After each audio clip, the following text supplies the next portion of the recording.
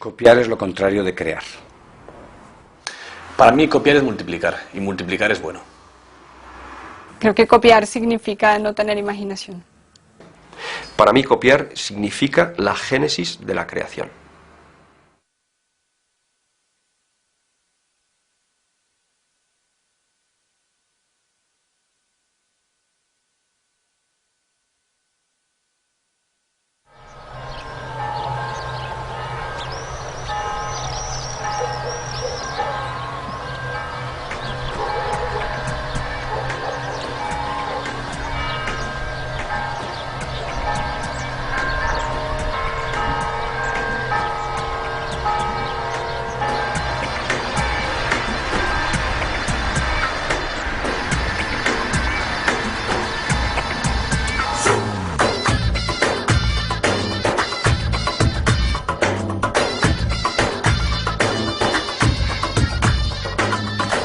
Me llamo Hassan Hashem, yo soy libanés, del Líbano. Bueno, llevo aquí desde el 93 en Extremadura, me casé, tengo 2 hijos, monté mi negocio y empecé a trabajar, como toda la gente. Y de repente, pues recibo una carta de la Asociación General de Autores, de hecho la SGAE ha comprobado que en su establecimiento se viene haciendo uso de obras musicales o audiovisuales para la explotación o amenización del mismo. Yo aquí, ¿qué quieres que te diga? No he visto a nadie y aquí lo que tengo es lo que hay. Usted lo va a ver y es lo que hay.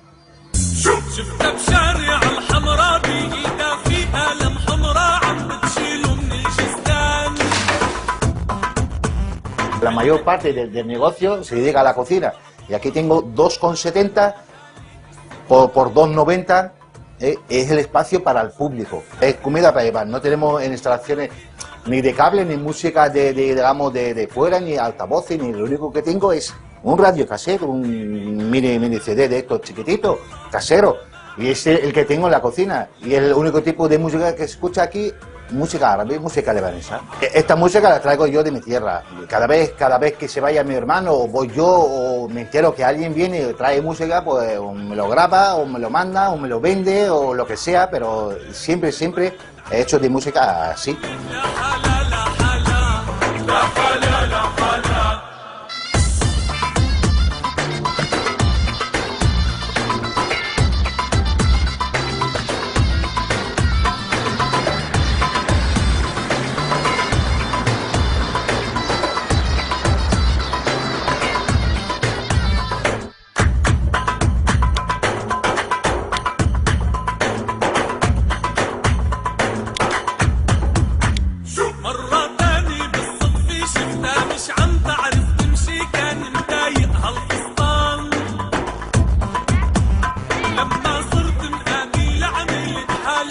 Viendo la situación en este pueblo extremeño, está claro que la propiedad intelectual y los derechos de autor están presentes en nuestra vida diaria.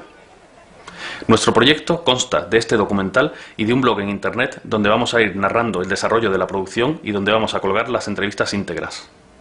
También hemos decidido no solo hablar de estos temas, sino experimentarlos, con lo que vamos a intentar licenciar el documental con una licencia distinta del copyright. Una licencia que nos permita colgar el documental en internet para que todo el que quiera pueda visionarlo, descargarlo y copiarlo libremente. En el documental también vamos a narrar el proceso de conseguir esa licencia. Vamos a ver si al final podemos hacerlo.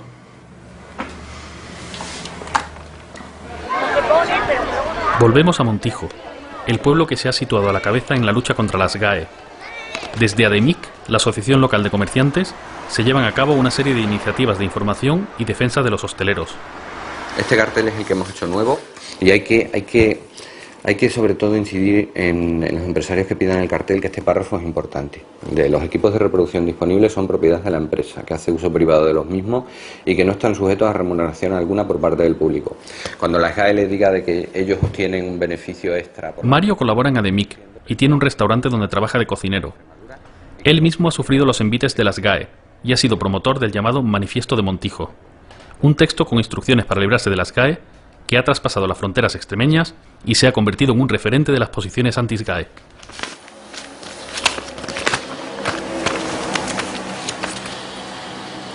haciendo uso del repertorio de SGAE, ¿vale? La calzada.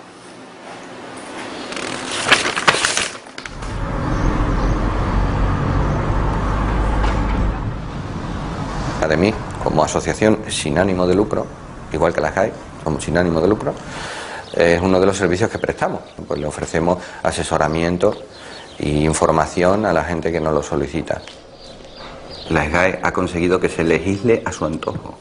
O sea, se han creado leyes para beneficiar a este grupo de personas, a los autores y editores, y no precisamente a todos los autores y editores, sino a un grupo concreto privilegiado de autores y editores. Porque hay algunos que no aprueban. Entonces, lo primero que hay que tener en cuenta es que la situación es difícil, la pelea es difícil y que hay que estar dispuesto a renunciar a muchas cosas para poder pelear con efectividad. Por toda España, asociaciones de empresarios, universidades y otras instituciones están empezando a cuestionar los pagos a las entidades de gestión de derechos. En Montijo, todo el pueblo está sensibilizado con el tema y el ayuntamiento aprobó en un pleno dejar de abonar los recibos de las SGAE. Bueno, yo espero que por simpatía otros ayuntamientos dejen de pagar a la SGAE. ¿Y SGAE qué puede hacer? ¿Demandar a todos los ayuntamientos de España? Bueno, veremos si se admite a trámite esa demanda. La cuestión es forzar el debate y forzar el cambio en la legislación. Y para forzarlo a veces hay que tomar medidas tan drásticas como esa. Todo el mundo ha oído hablar de las SGAE y a nadie le resultan desconocidos términos como canon digital, entidades de gestión o derechos de autor. Pero, ¿qué es exactamente la propiedad intelectual? La propiedad intelectual es el conjunto de derechos que regula la protección de las creaciones del ser humano. Se divide en dos tipos: la propiedad industrial, que protege a marcas y patentes, y los derechos de autor, que protegen a las creaciones artísticas, que son de los que nos vamos a ocupar. Según la ley española, son objeto de propiedad intelectual todas las creaciones originales literarias, artísticas o científicas, incluyendo libros, obras dramáticas y traducciones, composiciones musicales, obras cinematográficas, obras de pintura, fotografía y escultura, proyectos arquitectónicos y de ingeniería, y programas de ordenador. La ley distingue distintos tipos de derechos de autor. Primero tenemos los derechos morales, que serán siempre del autor, como el reconocimiento de la autoría o el respeto a la integridad de la obra. También tenemos los derechos de explotación, que son transferibles, como los derechos de reproducción o los de difusión pública. La ley determina también la duración de esos derechos de explotación. Es lo que se conoce como copyright. Actualmente la ley reconoce la protección de una obra hasta 70 años tras la muerte del autor, pasando esta entonces a dominio público. ¿Pero de dónde vienen este sistema y esta duración? Aunque por entonces legalmente no tenía dueño, la cultura se encontraba encerrada en los monasterios. Pero en 1439 Gutenberg inventó la imprenta, y esto lo cambió todo. La cultura empezó a circular.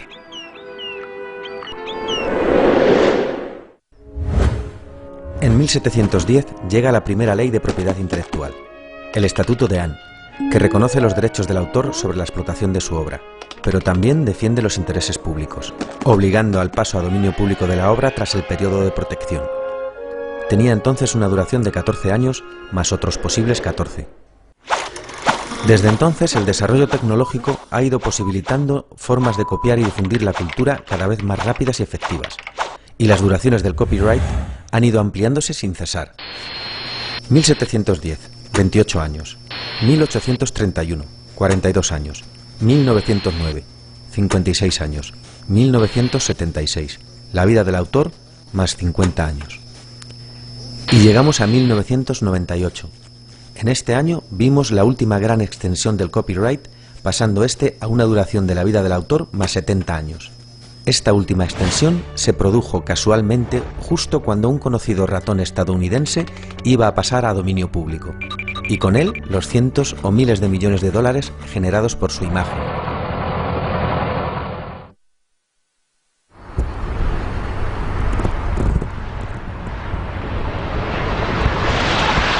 Para conocer los distintos tipos de licencias que existen, vamos a Barcelona, a ver a Ignasi Labastida, profesor en la universidad y representante en España de Creative Commons, que es uno de los sistemas de licencias más conocidos del mundo.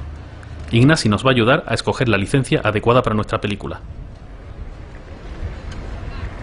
Bueno, Ignacio, hemos venido porque queremos el documental que vamos a producir, colgarlo en internet, que todo el mundo pueda descargárselo y copiarlo libremente.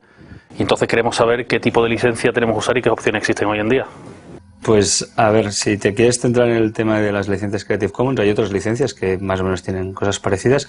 Tienes que tener claro primero que todas las licencias, las 6 que se ofrecen actualmente, permiten justamente la copia, reproducción, la distribución y la comunicación pública, siempre que no se busque una finalidad comercial.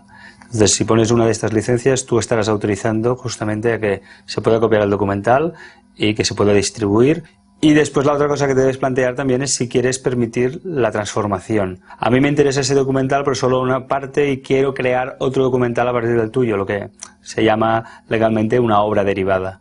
Juntando todo esto tienes 6 opciones, desde lo más restringido, no permitir obra derivada, no permitir usos comerciales, a lo más abierto, que sería permitir cualquier tipo de uso comercial y permitir cualquier tipo de modificación.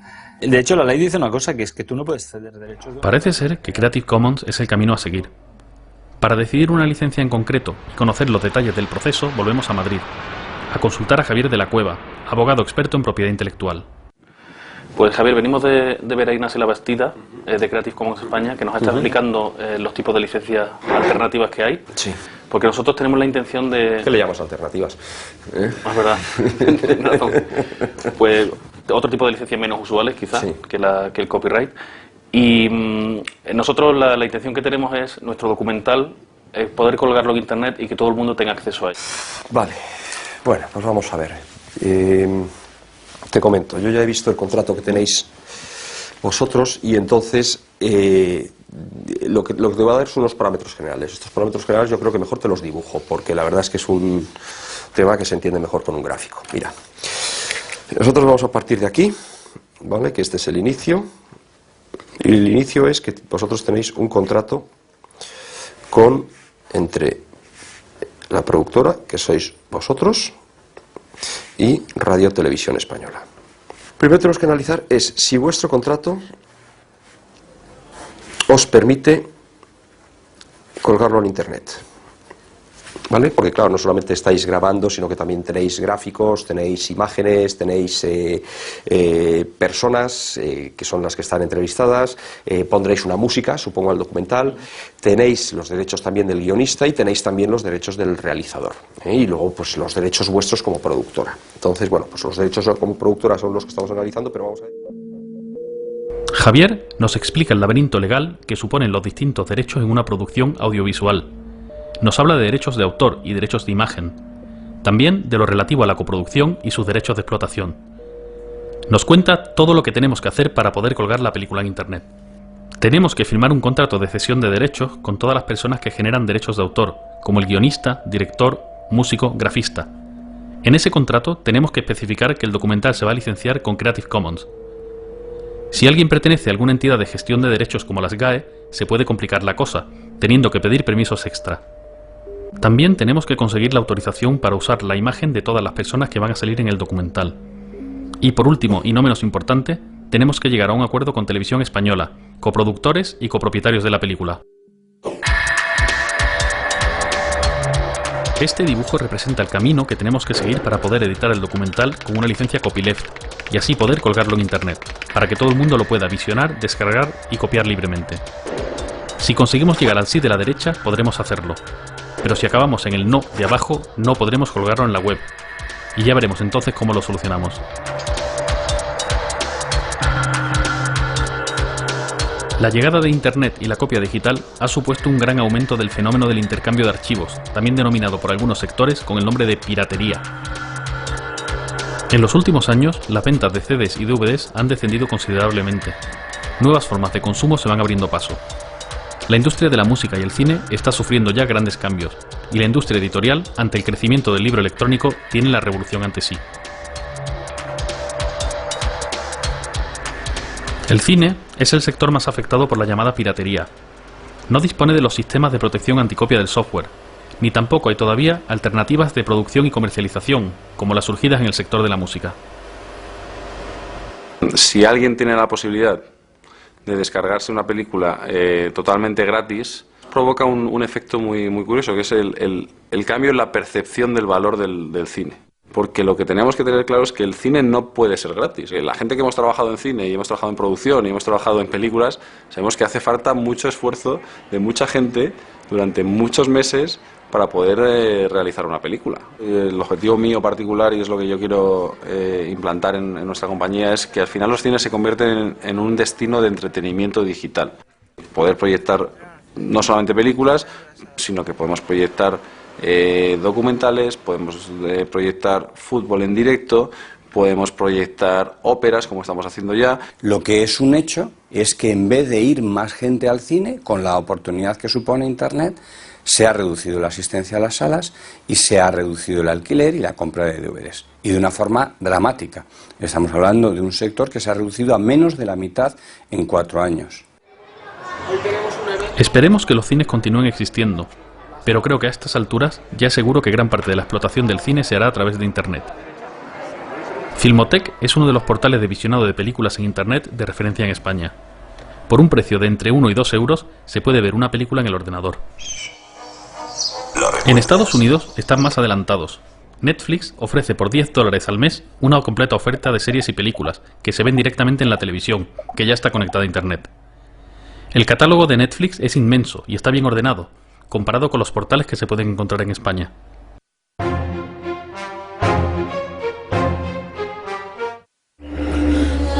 I drifted through space for 7 months. Lost. La producción cinematográfica se ha vuelto muy difícil. El modelo basado en exhibición en salas y venta de DVDs parece acabado. Y los servicios de venta o alquiler de contenidos por Internet están empezando. Hacen falta nuevos modelos de negocio. ¿Stan?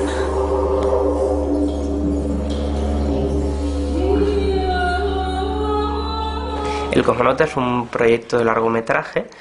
Era un sueño que queríamos hacer, era, digamos, la historia ideal para apostar por ella y para perder tiempo en ella.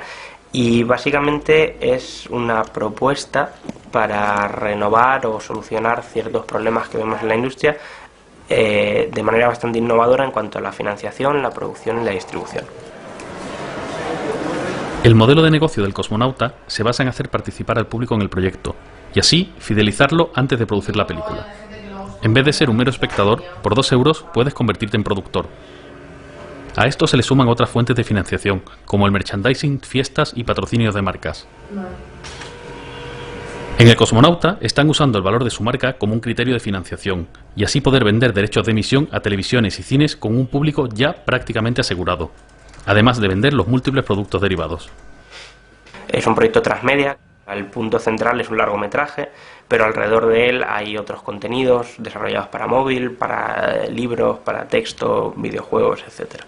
Nuestra presencia en Internet además tiene mucho que ver también con nuestro modelo de negocio, porque lo que estamos haciendo gracias a Internet y también, bueno, gracias a eventos que hacemos en la calle, ¿no? Eventos, conciertos, fiestas y demás, es el hecho de contactar con el público antes. Y ese contacto con los productores tiene mucho que ver porque ya estamos consiguiendo un público que después probablemente vaya a querer ir al cine, probablemente la vaya a ver en Internet o probablemente la vaya a ver en televisión y se vaya a comprar el DVD. Entonces, eso es también una cosa muy buena que nos dan nuestros productores. Que bueno, que nuestros productores lo que se convierten en productores cuando a partir de 2 euros compran un welcome pack. O sea, la aportación mínima son 2 euros. Y lo que se llevan es un certificado de productor donde personalizado con su nombre, un número de sorteo además, que sortearemos uno de los 2 trajes de cosmonauta auténticos que tenemos. Se llevan un par de pegatinas y una chapa.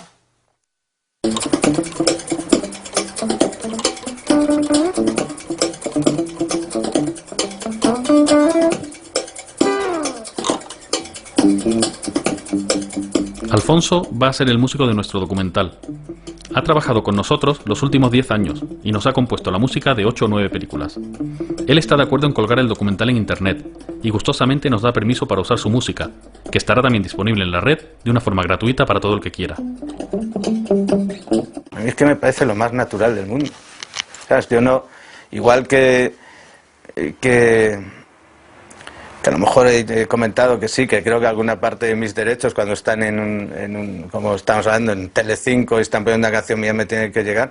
veo igual de natural el que se hagan trabajos, obras, creaciones para que estén directamente colgadas en la red y que vayan por una vía directa y libre de pasar por la sociedad de autores o por ningún lado. A nosotros también. Alfonso es músico profesional y además de componer bandas sonoras, toca la guitarra y actúa en directo con cierta frecuencia.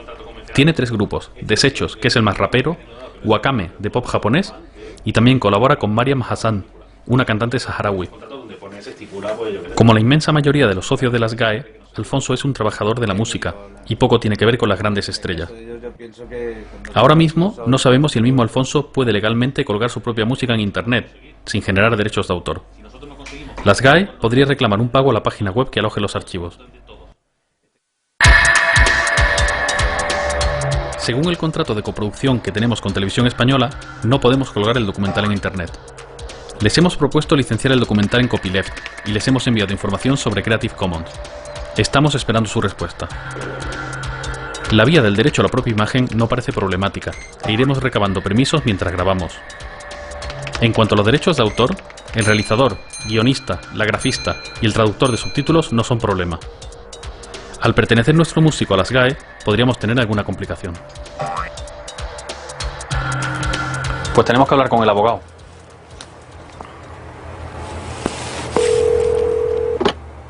¿Sí? Hola Javier, soy Estefan de Copiad Malditos. Hombre, ¿cómo andas, Estefan? Bien, mira, deja que te cuente. Tenemos un problema con nuestro músico, que es socio de las GAE, y entonces no sabemos si podemos la música del documental colgarla directamente en Internet con Creative Commons o tenemos que hacer algún tipo de trámite con ellos. Pues vamos a ver, si él es músico y él es socio de las GAE, tenemos una cuestión y es la siguiente. Él, por contrato, lo que habrá es cedido a las GAE precisamente una serie de derechos que son pues los de poner una obra a disposición, la comunicación pública, pues por ejemplo el tema de los bares o el tema de las radios o el tema de la televisión, ¿no? Sí.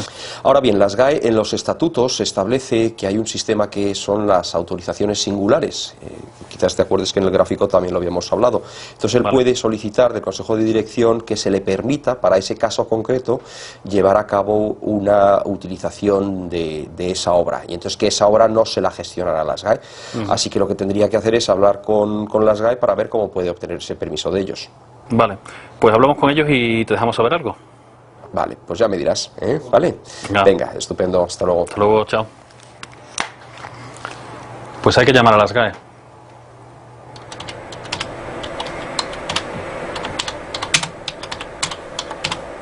Tras varias llamadas y una visita a las GAE, nadie en el departamento de socios sabe decirnos el procedimiento a seguir.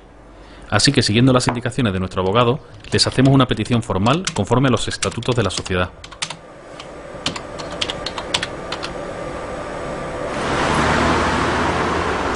Pues parece que ya nos hemos topado con las GAE. Pero ¿cómo funcionan las GAE? ¿Cómo son las entidades de gestión de derechos?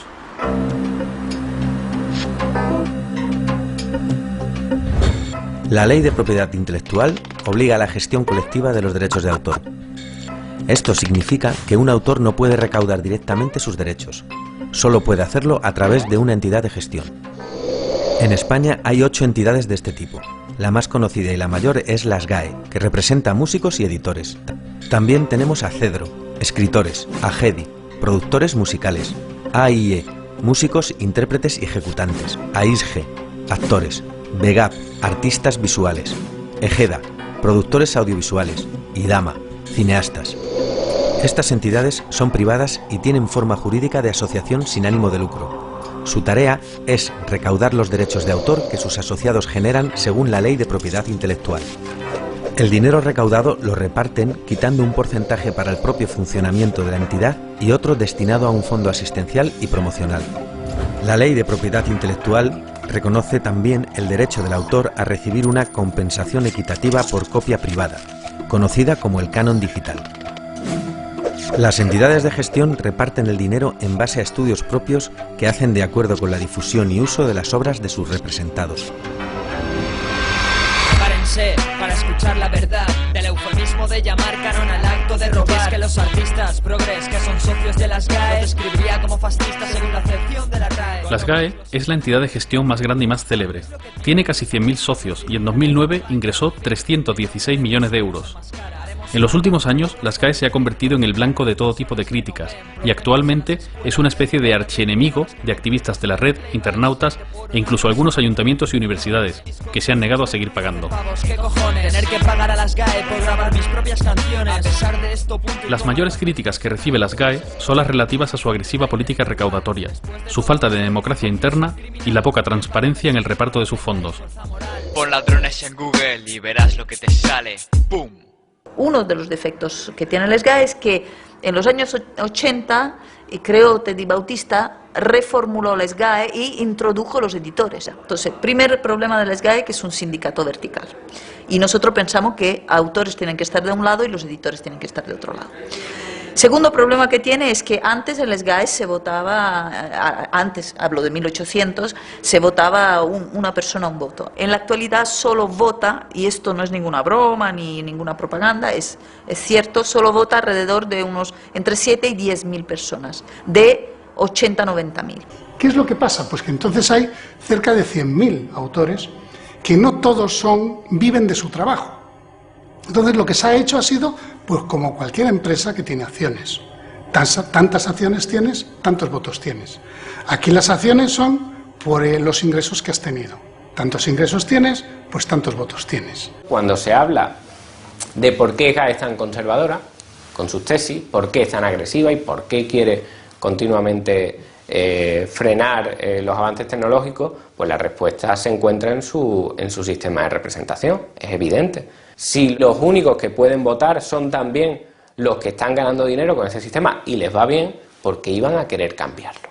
Los autores que no tienen ningún voto son porque no tienen el éxito que tienen como para generar dinero. Ellos recaudan y luego reparten prácticamente casi todo de forma arbitraria y básicamente en este 10% que es el 10% que vota. El 1,75% recaudaba, o sea, se le repartía el 75% de los beneficios.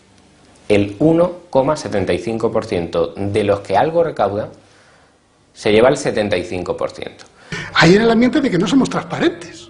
Pero bueno, pero si es que ya no podemos publicar más. Ya lo único que tenemos que hacer es, pues, no sé, publicar con nombre y apellido lo que cobra cada uno, cosa que no puede hacer por la ley de protección de datos personales. Cosa que dices, bueno. Simona pertenece a Exgae, un colectivo barcelonés que difunde información sobre cómo librarte de las GAE. A Exgae se le unen decenas de grupos y miles de activistas que entienden que la propiedad intelectual debe ser gestionada de otra forma.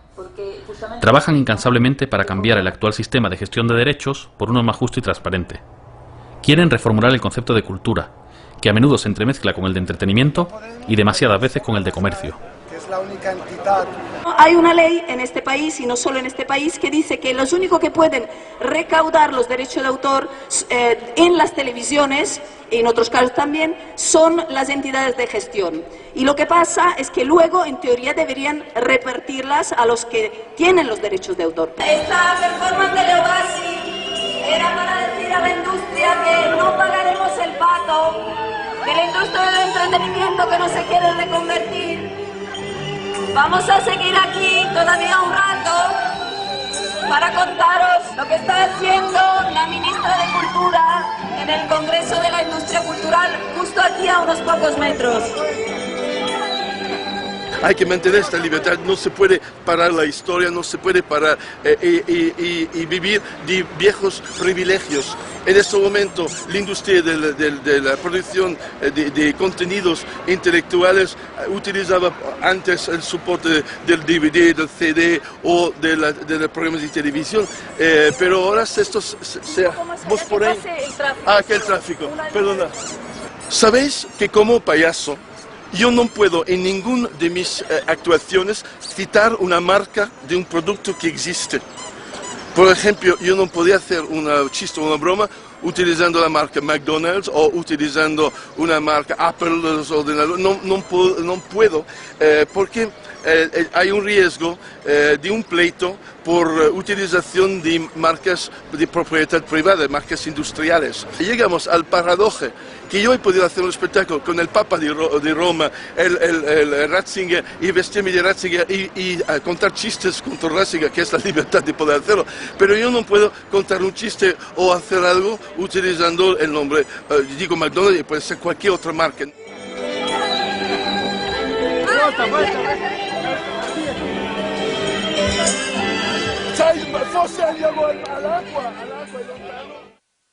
El juez, que hoy en día es magistrado en la Audiencia Provincial de Madrid... Javier de la Cueva nos asesora legalmente. Es un abogado madrileño que trabaja defendiendo a personas o empresas demandadas por las entidades de gestión. Colabora estrechamente con David Bravo, y ambos han defendido a multitud de web de enlaces y bares demandados por las GAE y otras entidades de gestión. Tenemos el país más avanzado en sentencias de reconocimiento de los derechos de la cultura libre, por cuanto que somos los países además iniciales en cuanto a la primera sentencia sobre copyleft del mundo. Tenemos además unos jueces que han desarrollado perfectamente, porque lo han entendido de una manera estupenda, lo que es un enlace, y sin embargo lo que tenemos es un poder político que es ciego a lo que pide la sociedad. Javier ha desarrollado un archivo público de procedimientos libres, donde comparte sus conocimientos sobre propiedad intelectual y publica de forma gratuita todos los avances y éxitos que ha tenido. David Bravo y otros abogados colaboran en Estrella, y todos intercambian libremente sus experiencias. Es el copyleft aplicado al derecho. Es un derecho procesal distribuido. Entonces, de esa manera antes el conocimiento estaba concentrado, que era el que daba el poder, y ahora el conocimiento está distribuido. Entonces, mediante esa inteligencia colectiva, pues se pueden obtener muchísimos mejores resultados que lo que pudieran ser una persona que fuera la depositaria del conocimiento. Estos abogados también dedican parte de su tiempo y esfuerzo a divulgar. Es frecuente su presencia en medios de comunicación, charlas universitarias y centros sociales, donde explican su visión de la propiedad intelectual. Nos llaman para que demos información sobre nuestra actividad y claro que vamos. Y en la Universidad de Málaga pues igual, hay personas interesadas en eso. Si hay tipos que se dedican al copyleft y organizan eventos gratuitamente y lo hacen porque quieren ayudar a que se difundan estas ideas, pues si tú no cobras, yo tampoco voy a cobrar. Ahora que me llamas para que dé una conferencia en tu empresa y tal, te voy a cobrar. Que nosotros, Javier y yo, cobramos por los conciertos. ¿Quieres clase de propiedad intelectual? Te cobro. ¿Que quieres un juicio? Yo por moverme te cobro. ¿Por qué no te cobro? Por mis canciones. Tú tienes mis textos en internet. Mis conferencias te las puedes ver todas en internet. No te voy a cobrar por ninguna de ellas. Yo cobro cuando me levanto de esta silla y me voy a otro lado de un concierto. Como digo que creo que deben cobrar los músicos.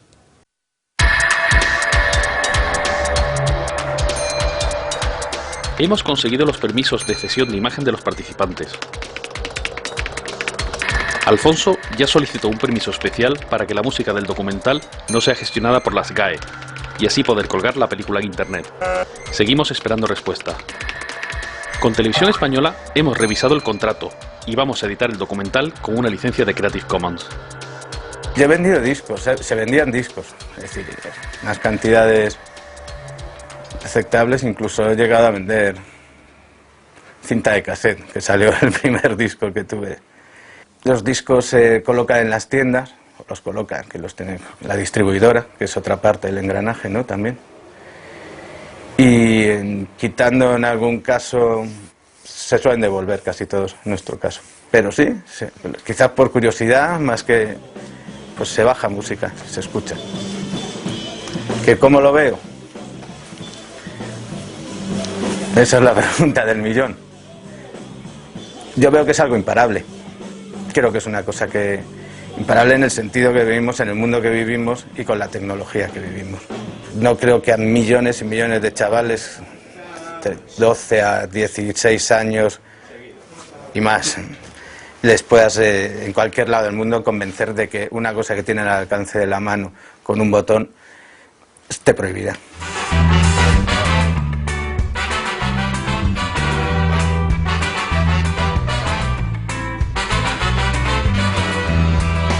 ¿Qué vamos a hacer con esta manía? Tienes todo para poder cruzar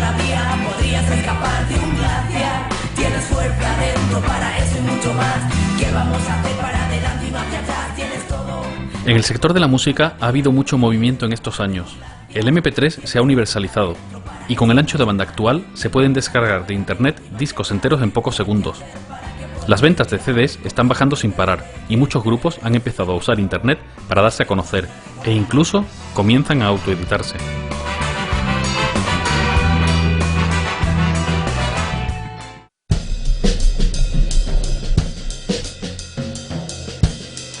Mi oficina,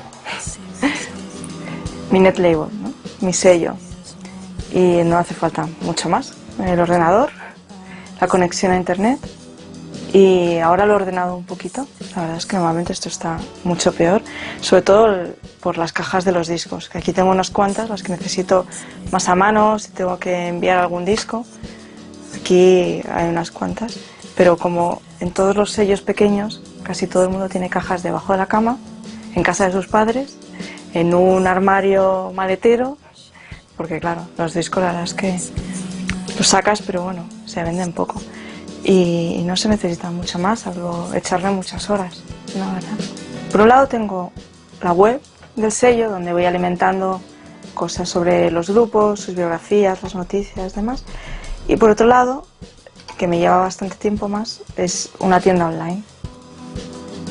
Y luego también me dedico bastante a subir los discos, por ejemplo, a Last.fm o a Archive o ahí donde veo que el disco va a llegar a más gente, bueno, pues lo subo. Yo creo que las net labels están para otra cosa. Están para que la música llegue al mayor número de personas posibles y de la manera más barata posible. Y si esa manera es gratis, mejor. Pero no lo puedes ver como un negocio, no tendría sentido, porque para hacer negocio ya están ellos. Y si los grupos quieren hacer negocio, ya se van a buscar un contrato discográfico de una multinacional en que les dé dinero. Las discográficas grandes, las discográficas tradicionales, siguen usando esquemas del pasado. Y funcionan, pues eso, de una manera que Internet ha cambiado las reglas del juego. Entonces, se están quedando atrás, porque Internet te facilita a que una única empresa pueda hacerlo todo, y así es una net label. Una discográfica tradicional necesita de un distribuidor, necesita de una tienda y necesita de canales que conecten todos esos puntos de la cadena de la industria discográfica. Una net label lo hace todo, ella sola. No necesitas a nadie, solamente necesitas el creador de la música. Intento moverme de una manera que sea también coherente con mis principios. Y así se lo explico a los grupos. Cuando hay un grupo que me gusta mucho, yo les digo que yo les quiero apoyar, les quiero sacar, pero estas son las cosas en las que creo. Creo en el copyleft, creo en la autogestión y hacerlo todo con los mínimos recursos. Si les parece bien, pues genial, yo feliz. Creo en un mundo con unas compañías que ya no son discográficas. Creo que el cambio es no solo, digamos, de definición, sino de concepto. Es decir, una compañía que basa su función en el disco ya no tiene sentido. La edición literaria se encuentra a las puertas de la revolución. Hay editores que llevan ya años publicando sus textos en Internet, donde se pueden descargar de forma gratuita. Paradójicamente, esto no perjudica su modelo de negocio. Traficante de Sueños es una librería asociativa, es una editorial, un proyecto editorial, es una alternativa de distribución, es un taller de diseño y es un espacio social. Editamos lo que consideramos que es interesante, lo colocamos a través de la distribución en los lugares que a nosotros nos interesa y llega al público que está más receptivo. O sea, desde que se puso en marcha las herramientas de licencias Creative Commons, ¿no? Que en un primer momento sin duda son unas herramientas muy prácticas, para nosotros iba implícito que al utilizar estas licencias los textos estuvieran disponibles en la red. Para mucha gente lo que resulta incomprensible es eso, que tú estés en el mismo día, digamos, que sale de imprenta los ejemplares de un nuevo libro y a la gente lo pueda descargar, ¿no? en Internet. Para nosotros, por una parte, es implícito a todo lo que es la filosofía de la cultura libre y por otra parte lo que permite precisamente es que alcancen una mayor difusión los textos y los contenidos. O sea que nosotros somos una editorial, una experiencia pequeña, editamos pocos ejemplares sin duda alguna, pero la incidencia que están teniendo los textos y el trabajo de alguno de los autores pues le lleva a que les puedan traducir la obra, les puedan invitar a congresos, a encuentros y demás, y es gracias a precisamente la divulgación que se ha hecho de su material a través de Internet, ¿no? Y que no se hubiese logrado en el soporte físico. Yo creo que la piratería en libros no llega a la dimensión que tiene la piratería en música. Entonces tampoco creo que haya que sobredimensionar la problemática. Evidentemente la industria del libro en general ha sufrido enormes y profundos cambios con la aparición de Internet. Nosotros queremos ofrecer digamos, un catálogo como el que tenemos en papel en oferta digital. Nadie se apresura a demoler su casa, si es que finalmente hay que acabar demoliéndola. Nadie se apresura a restarse oportunidades y sobre todo nadie se apresura a reducir su beneficio a final de año. Por tanto, los grupos editoriales han arrastrado los pies. Han dicho, vamos a ver esto cómo va evolucionando y vamos a ganar tiempo.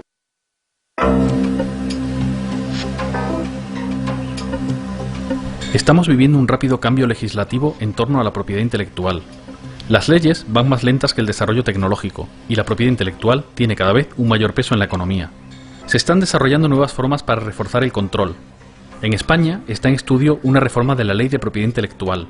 Además, la Ley de Economía Sostenible, también llamada Ley Sinde, contempla el corte a páginas web que supuestamente infrinjan la propiedad intelectual. Lo más polémico de esta ley es que los cortes se harían sin consultar con un juez. Pues evidentemente las leyes no responden a la situación actual. Luego ahí los legisladores son los que tienen una responsabilidad. Lo que hacen los legisladores se traduce directamente sobre la forma de vivir que tienen los autores y la remuneración que tienen por el uso de sus obras. Y la ley Sinde, que se presta tanto al recorte de derechos fundamentales como el de libertad de expresión, sin embargo no conseguirá los efectos presuntamente pretendidos, que es que el intercambio de archivos descienda de forma sensible. Yo creo que la única manera de que la industria detenga completamente la copia, ellos dicen ilegal, yo digo la copia libre en Internet, es convirtiendo Internet en un estado policial y por ende la sociedad.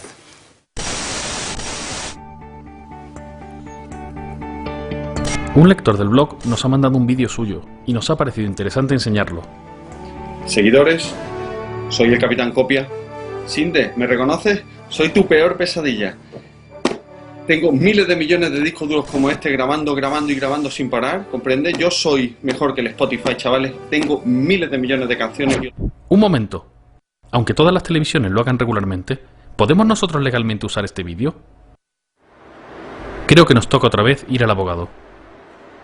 Para que tú puedas utilizar eso te tienen que constar bien claritos que la persona que te envía ese vídeo tiene los derechos para cedértelos a ti para que tú a su vez puedas meterlo dentro del documental. Y si no lo tienes, yo te aconsejo que no lo hagas.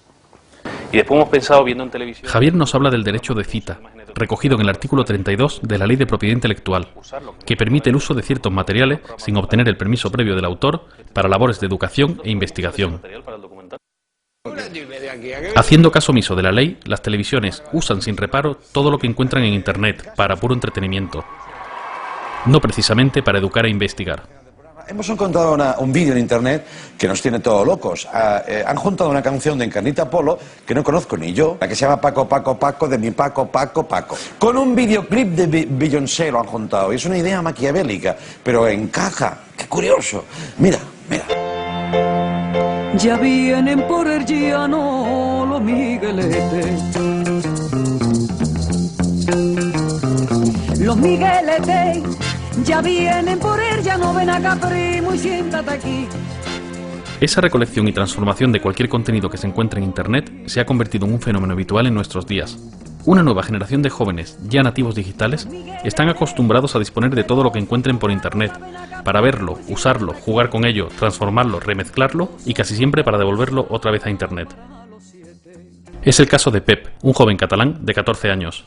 Generalmente me gusta la creación y la edición porque todo lo que creo y edito, por ejemplo vídeos y juegos, pues todo eso me hago una cuenta en un sitio donde lo puedo colgar y yo lo cuelgo allí. I have a proposition I'd like to discuss with you. I've chartered an airplane to fly us over Isla Sorna, and we'd like you to be our guide. We'd love to make a contribution to your research here. Cogí una idea, la de Jurassic Park. Primero me fijé en el tráiler original y vi cómo estaba compuesto. Utilicé el I Can Animate y lo que cogí yo, el sonido, es el de la película, lo puse encima y lo que hice es coordinar las imágenes con el sonido.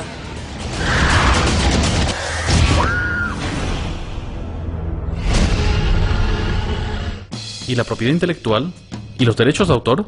Pep dice que en el colegio nunca le han hablado de esos conceptos, y sobre el uso que él hace de material protegido que consigue en Internet, tiene una muy buena explicación. Pues la verdad es que yo en ese momento no sabía nada de derechos de autor. Todo lo que hacía cogiendo cosas de otros estudios, de otras personas, era ilegal. Pero yo no cobro por eso. O sea, es como legal e ilegal a la vez. Estaría muy mal coger imágenes de otra persona para ganar dinero. Pero a ver, lo que no me parece mal es que utilices esas imágenes o sonidos, pero sin que ganes dinero. Creo que las llamadas industrias culturales tienen que empezar a comprender a personas como Pep, que son sus futuros clientes. Eso sí, tienen también que asumir que Pep nunca va a comprar música en CD y probablemente tampoco una película en DVD.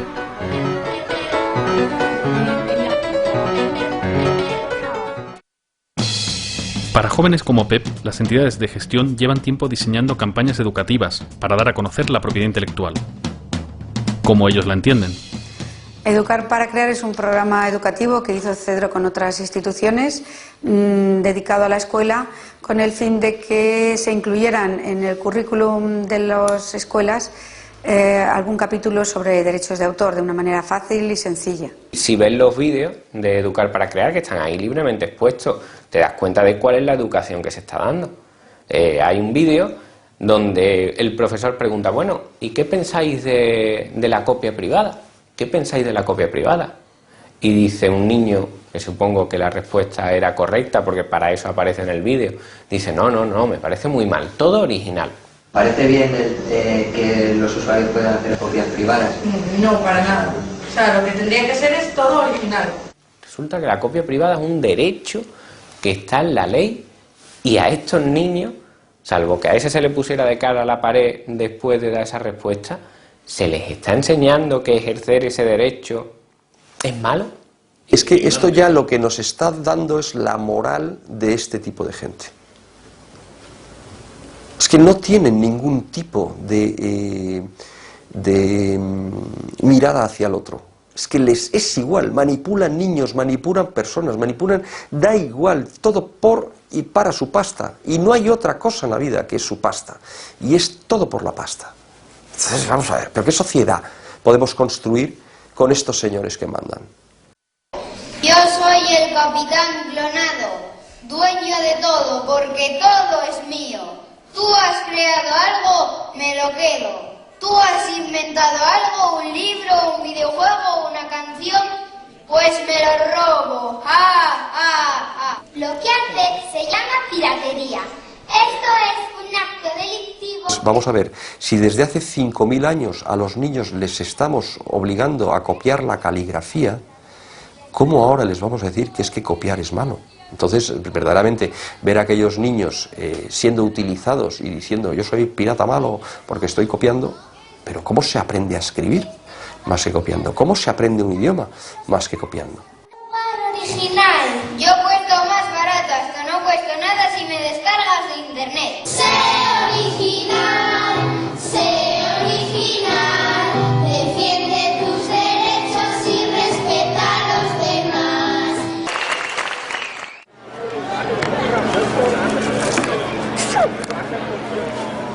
Hasta ahora, el significado de cultura siempre me ha parecido que de cierta forma iba ligado al de comercio.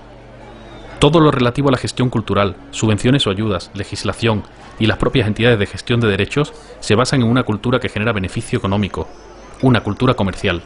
Y muchas veces las llamadas industrias culturales son de facto industrias del entretenimiento. Pero una gran parte de los productores de cultura realizan su tarea de una forma no profesional o incluso altruista. No hay más que pensar en qué porcentaje de escritores viven de las ventas de sus libros, por no hablar de los músicos.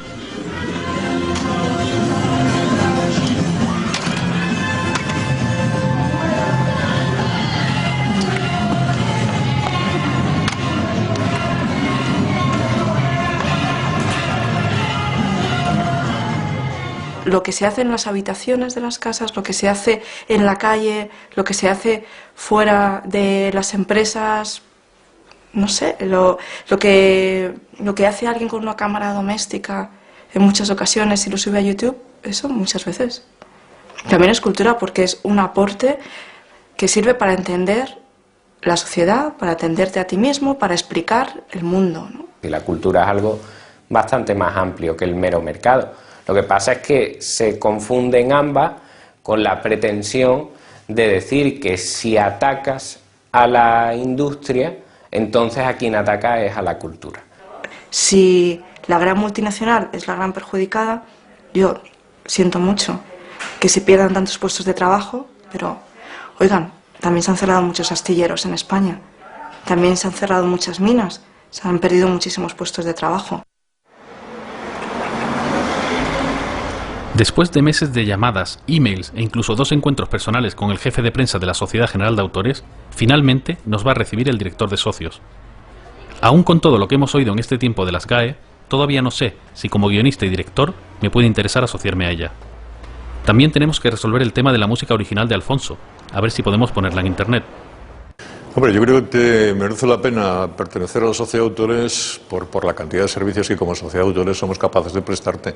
Los más conocidos son los de índole pecuniaria, que sea la forma que tengas de cobrar tus derechos. El caso concreto de esta obra y de esta... Al no tener todavía una respuesta al escrito que presentamos, pregunto directamente si Alfonso podrá gestionar los derechos de la música del documental al margen de las CAE, sin que nos manden en unos meses una liquidación por los derechos de autor de las posibles descargas y visionados que haya. No sé bien la figura que es en el caso de... Te lo dice las GAE, que no lo haría, porque lo único que te podrían enviar esa factura por las descargas seríamos nosotros, en primer lugar, pero también te diría que es que hay mucha leyenda negra en esto.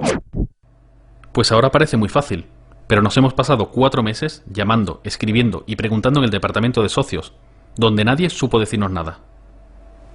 Si tú mismo estableces que no quieres una limitación o que no quieres percibir los derechos de autor en la web, simplemente porque lo tengas en tu propia página, como productor o como autor, o lo tengas distribuido en distintas páginas donde es consultado, visto, reconocido, la difusión es perfectamente libre, perfectamente libre. Al final, todo ha salido bien. Televisión Española está dispuesta a que colguemos el documental en internet y podemos usar la música de Alfonso sin miedo a tener que pagar a las GAE. Ahora nos falta decidir en Elegant Mob si como pequeña empresa podemos permitirnos editar el documental con una licencia copyleft o nos conviene quedarnos con un copyright.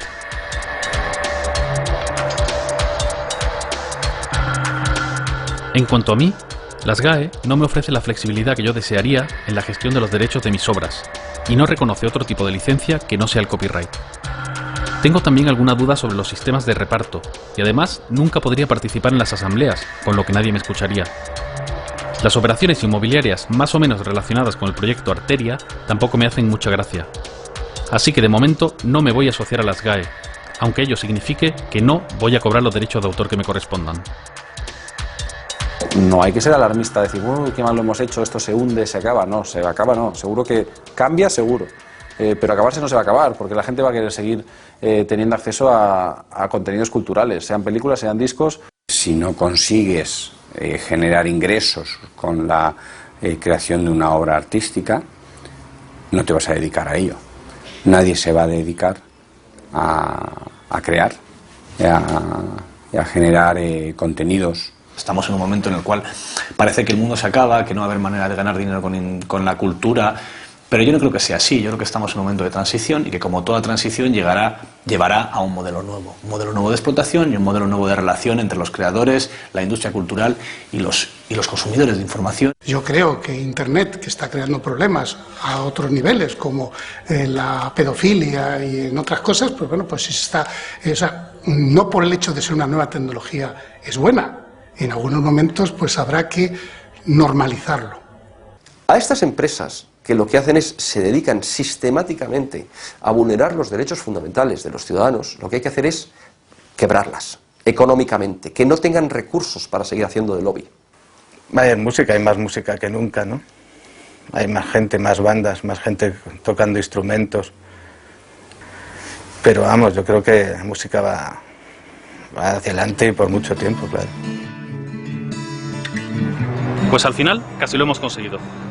De acuerdo con Televisión Española, vamos a licenciar el documental en Creative Commons y vamos a colgarlo en Internet para que todo el que quiera pueda visionarlo, descargarlo y copiarlo libremente.